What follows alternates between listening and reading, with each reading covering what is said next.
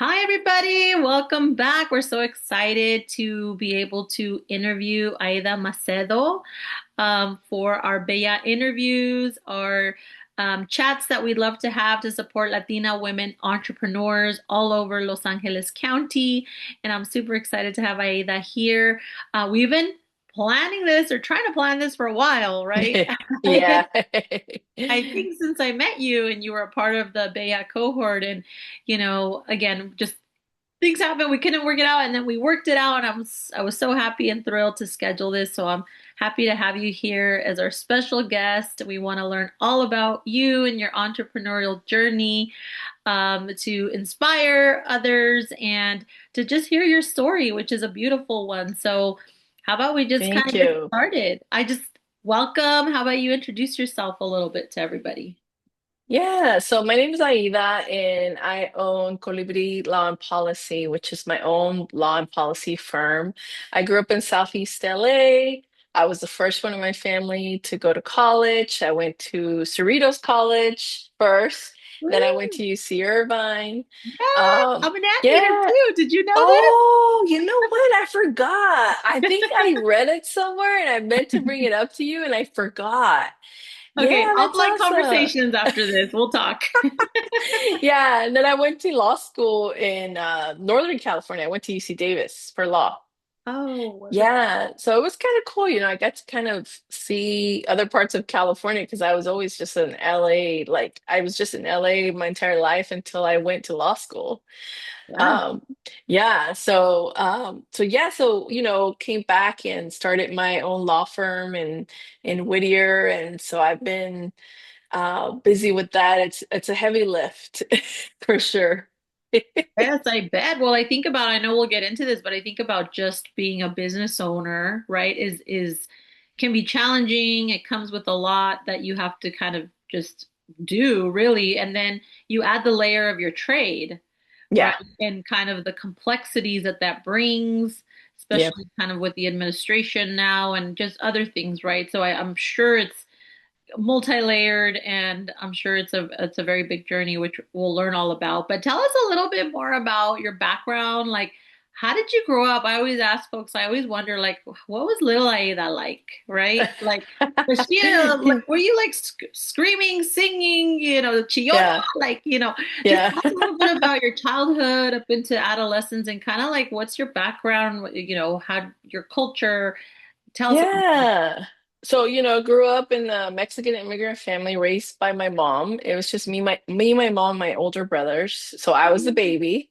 Ah, But la in many, consentida. yeah, la consentida. And then in many ways, like the eldest daughter, because like I'm bossy. I've always been bossy since I was You own it little. though, girl. You own it. Yeah, so I would always boss my brothers around, Oh, and we kind of lived all over like Southeast LA, but jumped around in like Linwood, lived with family in Southgate. Obviously we or not obviously, but we dealt a lot with like poverty and like issues with my mom getting laid off work. And so my brothers really kind of stepped up and helped my mom, and I think in a lot of ways because they did that I was able to have the opportunities that I have had, um but my brothers, I feel like I have a lot of my brothers personality in me. Like they're totally different, my older brothers. One is very introverted, very sensitive, very like just very, strong family values. And then the older one is very loud. He's like an extrovert, very bossy too. And so I always tell people like, don't mess with me. I grew up with two older brothers, so I've been able to fend and fight for myself for a long time. I love that. Yeah. I love that. It's definitely shaped who you are, right? Oh, for sure. For Yeah. sure. I think, like I really I'm a people person. I love community. I love supporting other like women. I love supporting like mentoring people that want to do the same thing I do. But I'm also a peleonera, I'm like, this is why I'm a lawyer. I'm like, let's go. What Yeah. do you got? And I think my mom really instilled in us, and I think like a lot of Latino families, and my mom is from Oaxaca. So my mom grew up only speaking Zapotec. And then Mm, she was forced to go to Mexico City yeah. because Oaxaca only went to whatever grade. And then Yeah. she learned Spanish and she became fluent in Spanish.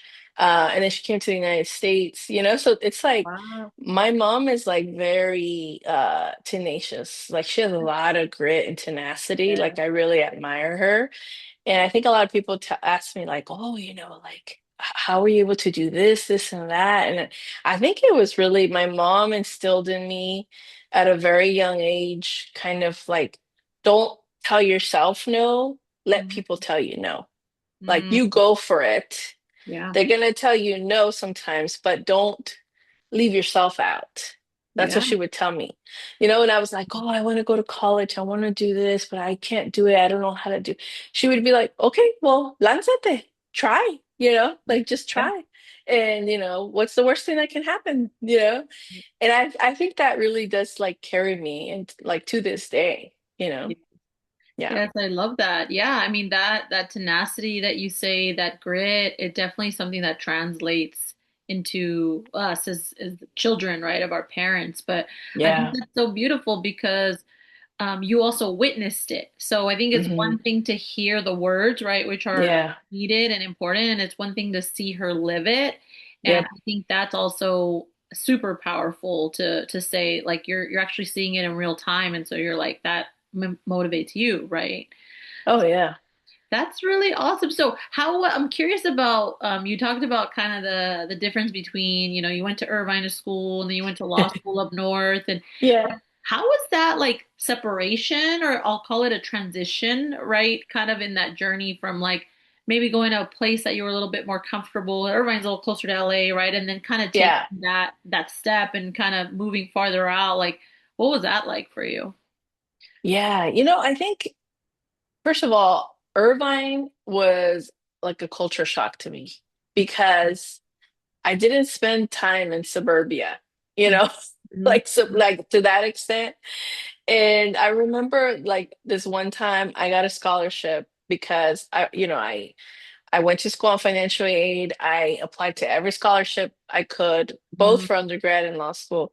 And I got the scholarship. They were like, you have to show up to this banquet. And I was like, I don't have any shoes. I don't have like a nice dress. I had literally have what I brought, right? Yeah. So I would go to South Coast Plaza, which is like their fancy shopping center. And I Yeah. go thinking like, I can get something here. And this is like the thing about being first gen, right? You don't have people to tell you these things. Right. And I remember going to buy shoes and they were like something dollars because it was all like fancy brands and stuff. And I was like calling my mom, like, ¿Qué hago? I have to go to this dinner. I can't show up in my sneakers, and blah, blah, blah. And for me, it was like when you start noticing, dang, like I have been shielded from this totally different world, Yeah. and experience. And that has happened to me many, many times. And it only got like further, further like removed. Yeah. Yeah. And so my experience in Orange County was still a culture shock even though I was close to home. But I found like really good friends there. That's kind of where I started being politically active. That's where I started, learning about organizing workers. Like that was my first real experience outside of my bubble of like Southeast LA of being like, oh, the world is different. Yeah. It's not Yeah. like my community, my hood, it's very different. And then my junior year, I interned in Congress. Oh, And wow. that was the first time I really left home because I was in DC Yeah. and I was like, I don't know. I think that being naive kind of helps because you don't because you don't realize, I was like, yeah, I'll go do an internship, like, let's do it. I didn't have money. I had to fundraise for it. So when I went to DC, then I was started like every experience started to open my eyes where I was like, wow, like I don't know anything about these worlds, you Yeah. know? Yeah. And so Irvine, my experience in DC definitely changed me. And like that's when I decided. The congressman that I worked for at that time was a lawyer. And I asked him, "Oh, what did you have to do to be a lawyer? Like, I don't know any lawyers. I've never met anyone, you know?" And he was like, "Oh, I went to law school, you know?" And he also now he's running for governor as Congressman. Then was Congressman Javier Becerra back in the day. Oh yeah. Yeah, and he's a lawyer, you know, so he was like, I went to law school. My parents, you know, are immigrants.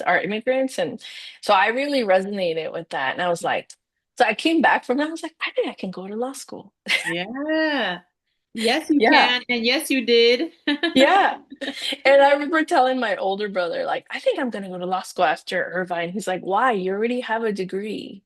You don't need to do more school. But you know, that was my experience. Is like a lot of first gen students, it's like you don't know what is you don't know what you don't know. And so Yeah. it's like every little step that you take, you start learning and you start Mhm. figuring out like, wow, there's a whole different world out here that I didn't know about. Yeah. No, and I Yeah, think everything you're sharing to me it kind of encompasses the entrepreneurial spirit, for right? sure. Because it takes a lot, it takes, you have to be brave to take any of those leaps and bounds that you're sharing.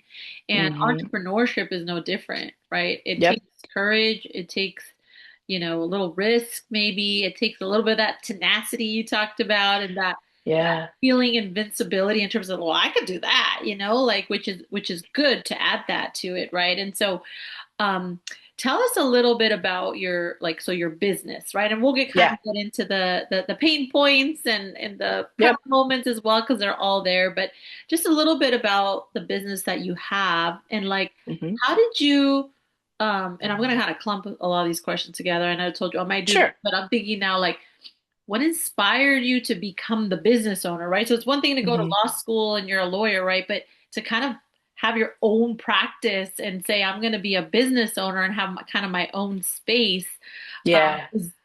is an added step, right? So what inspired you to do that, and what is it that you offer in your terms of your business? Yeah, I think it came out of, honestly, I think it came out of necessity and feeling like I did not fit into the legal profession or any type of job out there. So right after law school, I had a legal aid job, which, you know, I loved, Mhm. you know, helping folks that needed free legal services. But I couldn't make enough money to like pay my rent. I couldn't make enough money to like sustain myself. So then I Mhm. started working for a private law firm. It was a boutique law firm and I liked the lawyers I worked for there, but I didn't like the subject matter of the cases I was doing. Mhm. And I always felt in different spaces in the legal profession like I just did not fit in, and like Mhm. I had to change the way I was. And you know, Mhm. now there's a word for it that people say like code switching, right? Where it's like Mhm. you can't be like your authentic self because you're not welcome in like professional spaces, especially Latinas. I think we Mhm. get a lot of that without even like I got a lot of that without realizing there was a word for it. Yeah. It's like, oh, you know, I remember like at one of my jobs, like they asked me to take calls, like Spanish speaking calls that a receptionist would do. But I Mhm. was like, I was an attorney. And I was like, why do Mhm. I have to do that? You Yeah. know, so but there's like a lot of different like situations like that, but I never quite felt like I was doing what I was supposed to be doing. Mm. So I started, me and a friend of mine were having lunch and we were both Latina lawyers and we both felt the same way. And we were like, why don't we start our own like consulting firm? So that was my first business. Ah. That was my first, so this is my second business. And that was kind of, I feel like my training ground and where I learned a lot. And luckily I had my friend and my business partner who we kind of supported each other through a lot of the fears that come up with entrepreneurship and the fears around betting on yourself.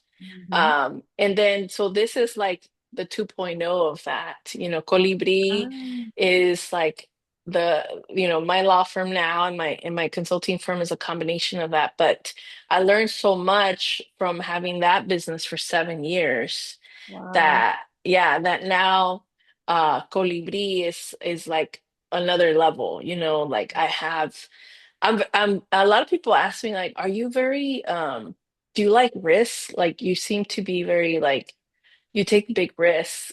And I'm like, no, I'm like everybody else. It scares me. Everything I do scares me, you Yeah. know? Yeah. But I think it's like finding like support like and like the Bellas program. Like that's why I did it because I was like, I don't have my business partner now for this firm. Mm, I'm by myself. mhm. I'm the only owner, so now I need to surround myself because we're all going through the same thing. Yeah. Yeah. That's so Yeah. true. And so in terms of your law firm, like is there like do you have a something you specialize in or is it yeah. Yeah, so I do estate planning. And estate planning is essentially like preparing for death or preparing for when somebody's incapacitated or hurt, when they can't take care of themselves. And right now, unfortunately, it's for families who are undocumented and have assets Mm, and want to protect their assets should something happen so that they yeah. can leave it to their kids or whoever may have status. Right. And so I really wanted to be able to bring legal services and make them like accessible to like working class families. And Mm, so my base clients for estate planning are a lot of Latino families. hmm. And so that's like the main part of my business. And then I also do some consulting work around like policy issues and legal services programs. Um, but I really wanted, I've always believed that legal services, that Latino families should be treated with dignity and just as well as like very high paying clients, and Hmm. so Yeah. that so that's kind of what my dream is with Colibri, and that's why I started it. And um yeah, and to me, I pinch myself like I can't believe I have my own like law Hmm. firm, Hmm. because like you said, it's a lot. It's a Yeah. lot to do. It's a lot, but how awesome is it to kind of take a step back and reflect on your journey and kind of see like how far you've come and where you started and where you are now and how what that courage and that tenacity and that passion has led you to, right? Yeah, And so I think that it's inspirational for other folks, whether they're lawyers, Latina lawyers or not. I think to kind of hear your story about how you went through every transition in your life and how that journey's kind of brought you here and yeah, kind of speaking on that in terms of like your overarching purpose for your business, like your values, like what really drives you, like what keeps you going, right? Because like you said, it's not easy. What would you say keeps mhm. you going? I think what keeps me going is I've always felt that I have a gift of helping people. Mhm. And I know that my family, like we had help from neighbors and friends, and I had a lot of mentors, and I've always felt, I think, too, like I grew up Catholic, and I think Catholicism is about that too. Like, I'm not as religious anymore, but growing up, I remember we helped each other, right? It was like, oh, tu tía necesita esto porque, she's in pain. We need to take her food, or the neighbor's struggling. They just laid them off. Let's go take them some food. Whatever we could do. I feel Yeah. like that is like a strong sense of responsibility that I feel I have. And that's the entire reason why I went to law school, because I was like, oh, I want to be a civil rights lawyer. I want to like help people. And I've always felt that I have this like gift to help people. And the law degree is like a tool that allowed me to help them in this very obscure um process that affects all our lives. It Mhm. affects all our lives every single day, but so many of us don't have access to like speak that language. Mhm. And so for me, that really drives me more than anything is that impact. And when I do things that are very scary, my husband, who I also call like my business coach, he always tells me, well, why don't you think about like the other like young woman who is afraid to do the thing and they see you doing it? Mm, Why don't you think about like when you were younger, who are the folks that you looked up to or that you yeah. wish that, and he always gets me with that because I'm like, that's right, I gotta do this. Yeah. I'm gonna do this because someone's watching and I'm helping somebody without knowing that I'm Yeah. helping them.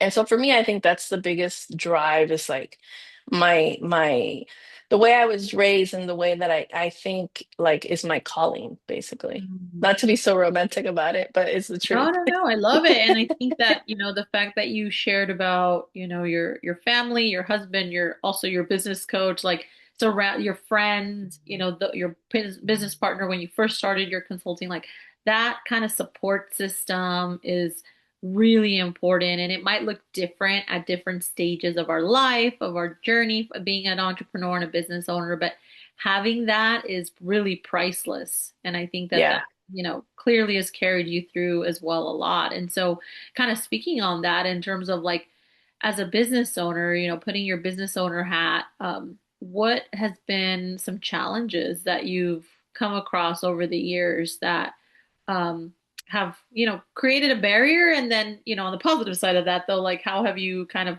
navigated those or overcame those? Yeah, I think for me, the biggest challenge in having a business is confidence that things will work out and Mm, that you will make a profit and that you will actually be able to sustain yourself.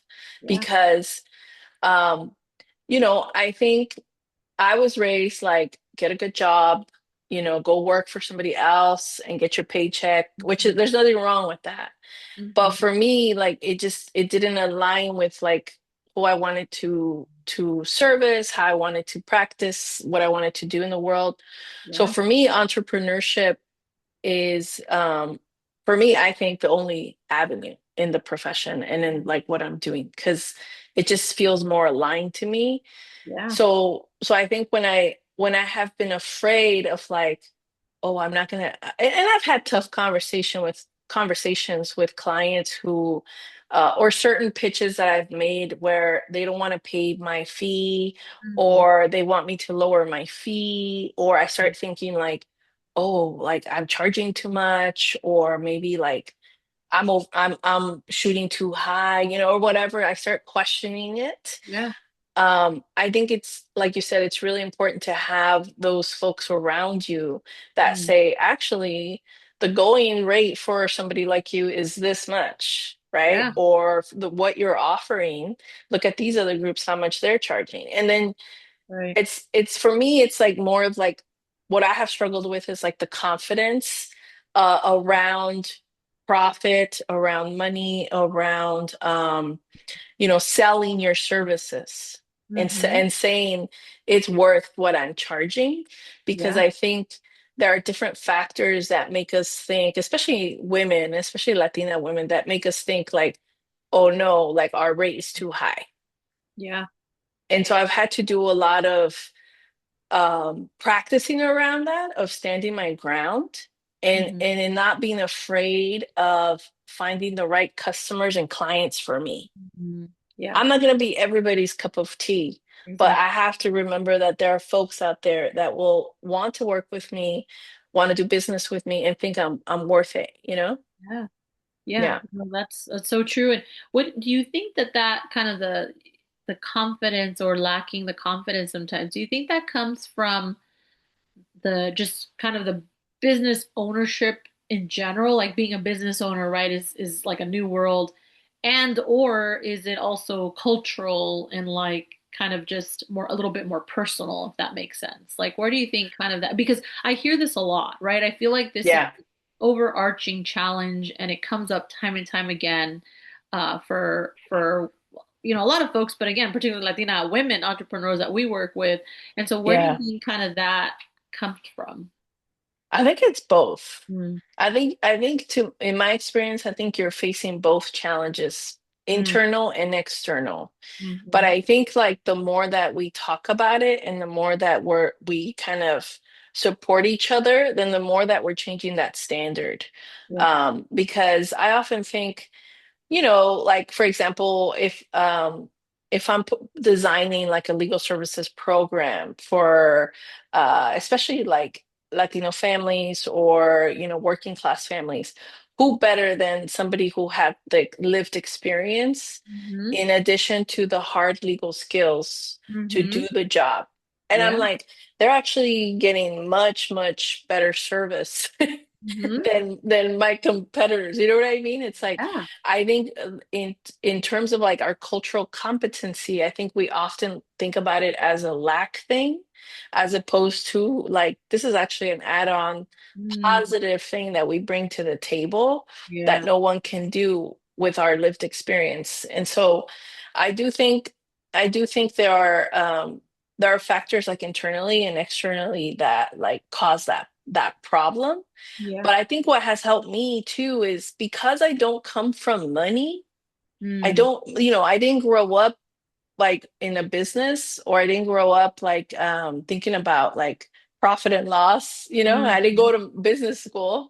What Yeah. has helped me is actually getting help with Mhm. that, and getting somebody to help me actually plan for that and look at those numbers, because then it's like then it makes me feel more confident, like okay, I can do this you Yes. know Yeah, so asking for help and support, right? Again, we wear so many hats as a business owner, I think, and you're a parent, I think, or do you have a, yeah, yeah, as yeah. a parent, right? So you're a momapreneur, like as a parent, as a, whatever folks' journey is, and like they're a caregiver, maybe they're a full-time student, whatever it might be, right? I mean, we carry all of that with Yep. us. So, yeah, that's helpful to have those folks to lean on who are experts in certain areas that we can't do everything. We don't know everything. We're Yeah. social beings, right? We're gonna continue Yeah. learning, and there's things that we do well and things we don't do that well, and so we Yeah. need to kind of think about that. But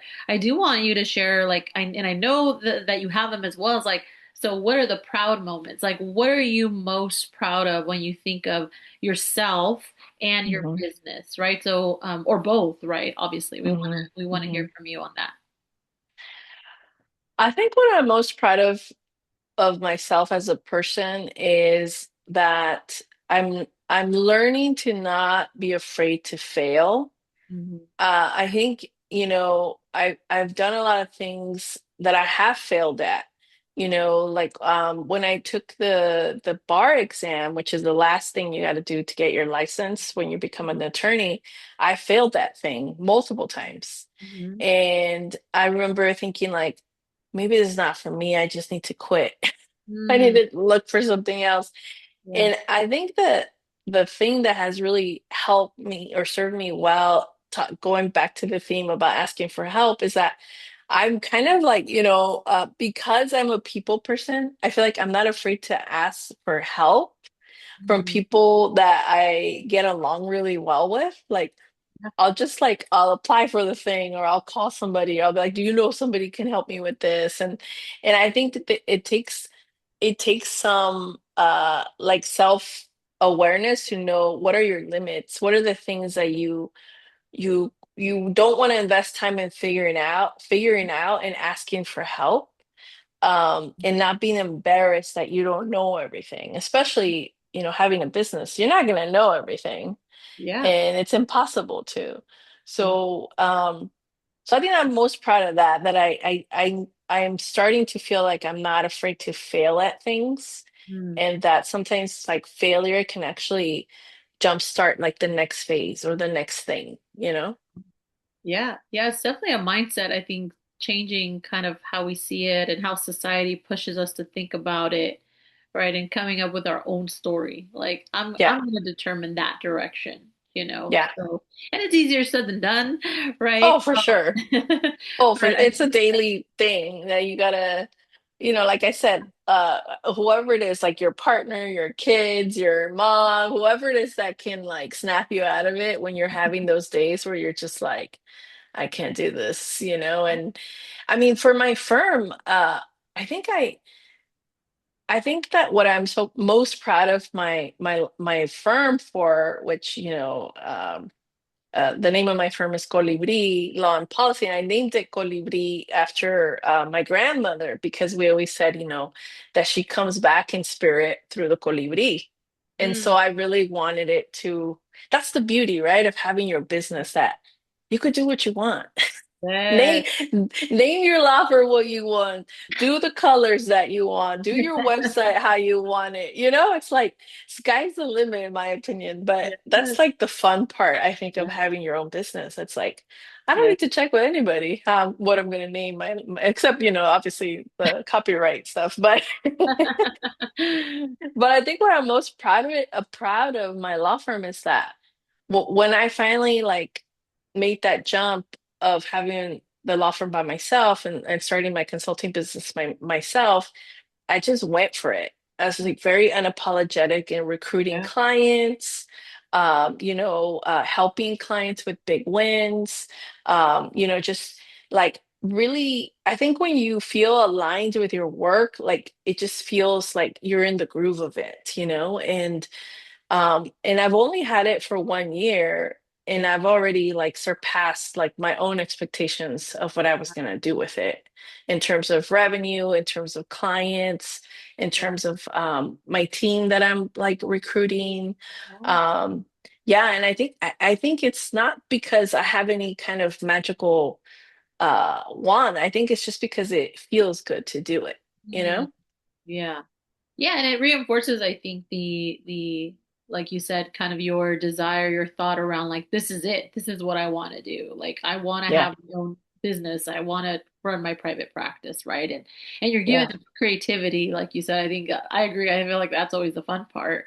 Oh Uh, yeah, which adds to the energy, really. It adds to the yeah, ownership, adds to the pride, right? And all of those yeah. things that we feel. And so I'm going to add a question that wasn't originally sent to you, but in terms of like, what's your vision for Colibri? Like, if you were to look down, like, 5, 10 years from now, like, well, where do you want to see your business and what do you hope to still accomplish Yeah. or to continue to, push out through there? Yeah. Yeah, one of the things that I like, I don't really advertise about the business, but that is one of my values is creating opportunities for other women Mhm. and other Latinas that want to do the work that I do. I really think that it's hard for us to find opportunities where we feel that we fit in. And so Mm, I want to change if I look at the long-term goals of my business, it's like I want to mentor and recruit those women to either work for me or create opportunities for them or build a network, right? The way that like you have built a network for women entrepreneurs that feel like there's a space for them. mm, There's room for them because I have met so many young aspiring lawyers, Latina women that are just like mm, completely broken by mm. rejection, by aggressions, by you name it all, I have like heard it. Yeah. And I've really made an effort to mentor other young Latina lawyers. I sit on the Latina Lawyers Board Association. It's like one of the things that I also want to bring Colibri into is like, how do I create these pipelines Mm, where folks do see, like women do see a future for themselves in the legal/policy profession, which are both very male dominated fields, you right. know? And Yeah. so I feel like for me, owning a business is not just about profit and like revenue. Yes, that's important. But for me, it's also about like changing power dynamics and like Mm, um changing the like those fields and like leaving a legacy. mhm, It's like kind of what I tell my clients with estate planning. It's like, this is mhm. your legacy, what Yeah. you worked so hard to do. Like for me, that's part of what I want my legacy to be. Like I helped others, that Mhm, wanted to do this work. Because I think I think that things are getting more challenging mhm. for first generation, like, law students, college students, you name it, right? Yeah. And so I feel like that's definitely something that is part of my business goal. Yeah. I Yeah. love that. I think that's beautiful. I think anyone that's listening to, this interview is thinking, we need more Aidas in our Hmm. communities that feel, not just feel this way, but that really like exemplify this, right, in action. Yeah. And so I think the fact that you're providing the space, that this is part of like who you are and your and yourself and your business. I know you're doing that already, and then you're going to grow that and continue to do that and offer those opportunities and spaces is really important, especially as we need community more than ever now. Oh And yeah. just everything we're seeing and witnessing and experiencing, I think we need to lean on each other more. So, I thank you on behalf of everyone that is listening for that. And so as we kind of start to think about, closing our interview time together, want to hear, from you how you would counsel other Latina entrepreneurs that are just starting out or maybe having doubts. Even those Hmm. that have been in business a long time, right? It can come, 10 years down the line, you start to doubt yourself or things change and it disrupts your business in a negative way. So, what Yeah. words of encouragement or counsel would you share for women that find themselves in that space right now? Yeah, I would say that, uh business is a lot like gardening, right? Like, I mean, I'm not a big gardener, but I have plants. It's like you make it dry leaves and you make it a time where things feel stagnant and you Mm, have to do the pruning. You have to get rid of the things that are causing you to feel stagnant or blocking you from taking the step. So maybe you're in a bad business partnership. You need to make moves, right? Get out of that partnership once you realize it. Or maybe you're going with the wrong supplier, get rid mm, of the supplier, right? Or maybe your overhead costs are too high.